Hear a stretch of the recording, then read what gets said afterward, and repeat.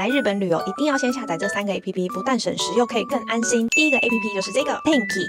按下右下角地点检索，输入你想要去的地方，这样就可以出现当地的天气咯。第二个就是陈换 APP， 点下去把出发地跟目的地输入进去，继续按检索，这样就可以出现时刻表，而且这上面还会出现几号线搭车，几号线抵达，非常的方便，就不怕担心搭错车了。第三个就是 Peg APP， 让你购物起来更方便咯。他们有中日翻译扫描功能。顺便说一下，这一款是我超级无敌爱的 Donkey 的洋芋片，蜂蜜口味的。但是你们看这样子一堆讯息，打开扫描功能扫一下就可以看到中文的资讯哦。最后加码证，一定要追踪我的 IG， 除了喜欢去观光客爱吃的美食名店，也会去发掘在地日本人的美食。我是住在日本第9年的慧慧，那我们下次再见。